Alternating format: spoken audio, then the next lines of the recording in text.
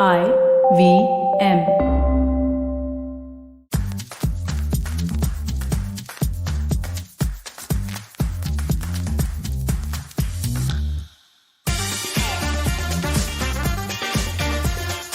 Yesterday, a friend of mine shared an article with me on Mercury retrograde.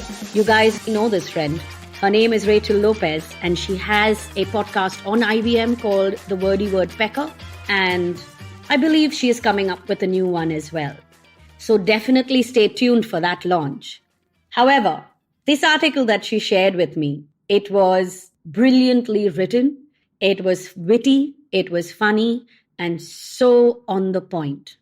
Mercury retrograde, as spelt out in the spiritual world, is nothing but us humans trying to find another planet to blame. Hi, I'm Chetna, your favorite positive action coach, and I'm back once again to burst a bubble. A very big one, that too. Do planets affect us? Yes, astrology says so. Do you believe in astrology? If you do, then the planets affect you. If you don't believe in astrology and you don't ask certain questions, then whether it affects you or not is kind of irrelevant. Because what you don't know does not bother you. You remember the ignorance is bliss saying, right? So sometimes it really is. However, in very recent times, actually not so recent, maybe now for a decade or so, we've decided to blame the moon for a whole bunch of things, then Mercury for a whole bunch of things. And as Indians, because of the amount of belief that we have placed on astrology, we have been blaming planets and stars for centuries. I mean, every planet is bad and has 40,000 reasons to affect us in the worst way possible and is to blame for all our woes. But let me tell you this. Nobody is to blame for the troubles that you are going through except for you. It isn't really a blame as much as it should be about taking responsibility and being accountable for what you are doing in your life, what you're saying yes to and what you're saying no to. Yes, we will all make mistakes. Yes, we will all make bad choices. Yes, we will all get stuck at some point. There will be obstacles. There will be challenges.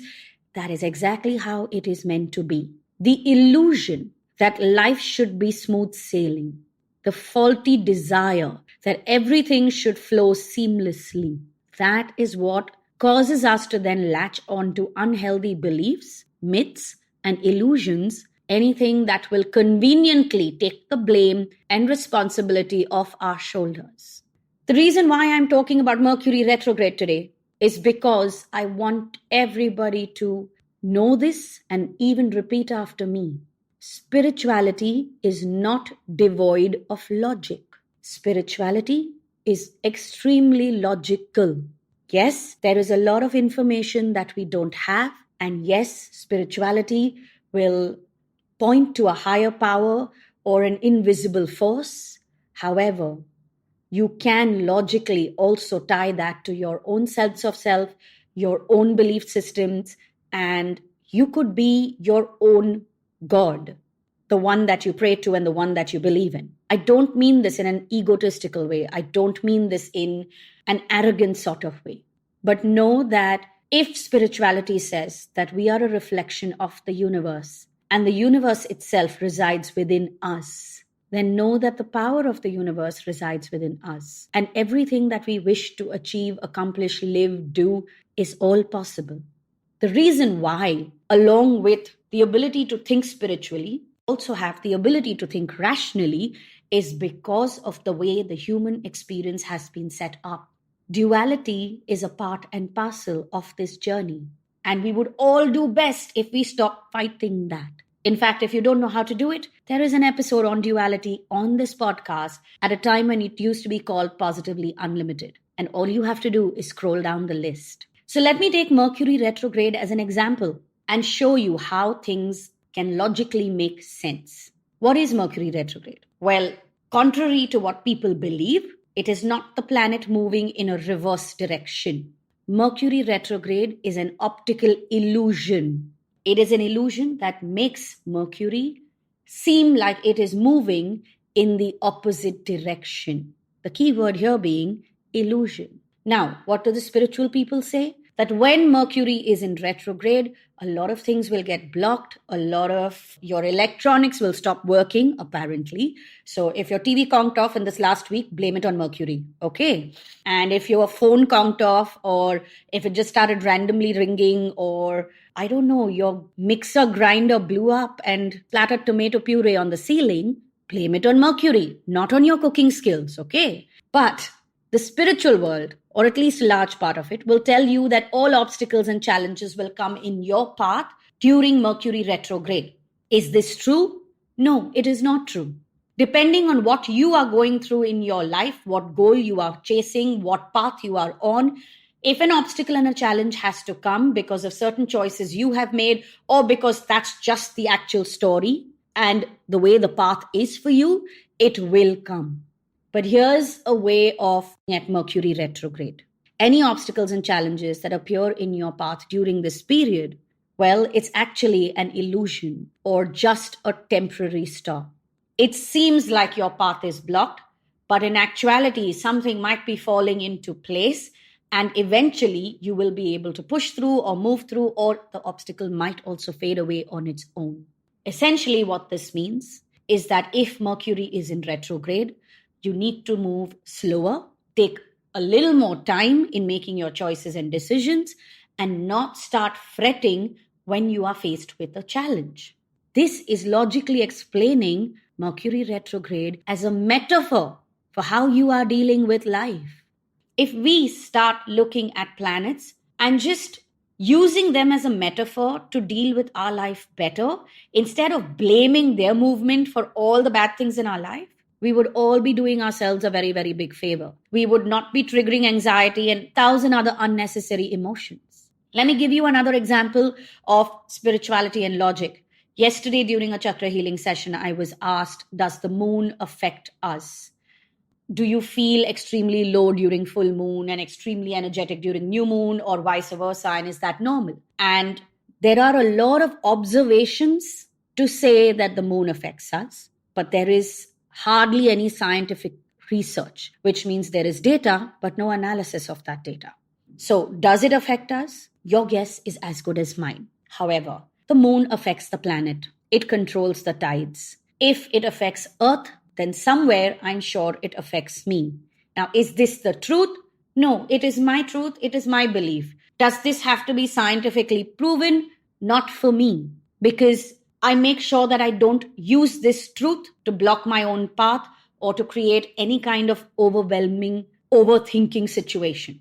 I treat it for what it is. The moon affects the planet, and hence it will, at some level, have some kind of an impact on me. However, here's a logical way of looking at the moon cycles and using it to your benefit. New moon to full moon is a period of growth. The moon goes from not being visible to a full-size piece of beauty that you can sit and stare at for long hours, depending on where you are enjoying the full moon, right?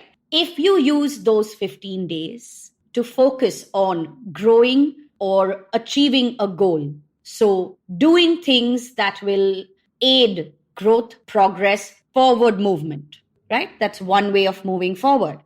Next, from full moon, you go to new moon, which means the moon that is completely visible goes into the invisible state.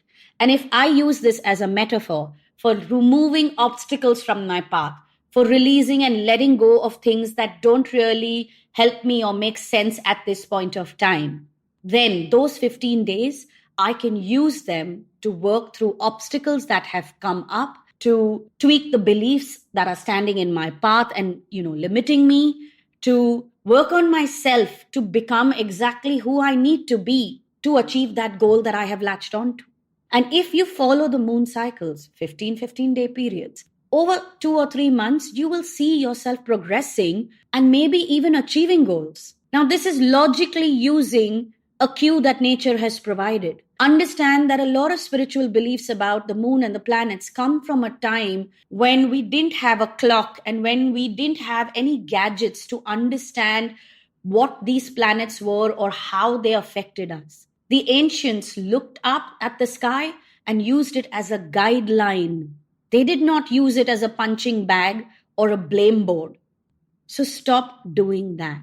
spirituality is not devoid of logic. And with this, I'm bringing this episode to a close, but I'm also making a small announcement.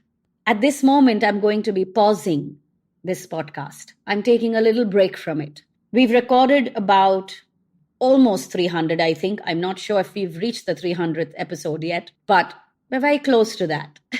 And I have had a space of saying so many things and sharing so much with y'all, perspectives, knowledge, simplifying life through a different way of thinking. I hope that these episodes that I have recorded will be heard and heard many times, possibly even used on repeat when you're going through something specific. Know that if you are going through something, there is a solution for it in one of my episodes. Yes, you might need multiple episodes and you might need multiple tools, but that is life.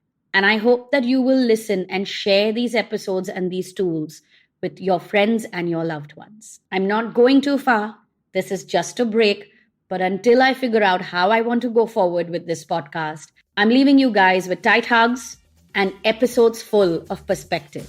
All the previous episodes are available on the IVM Podcast app and website. And if you would like to connect with me, then please reach out to me on Instagram. My handle is Positivity Angel.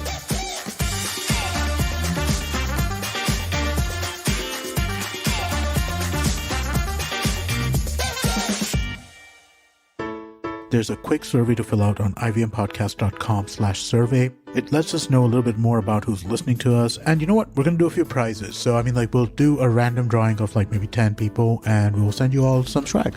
Remember, that's ivmpodcast.com/survey where you can fill out the survey.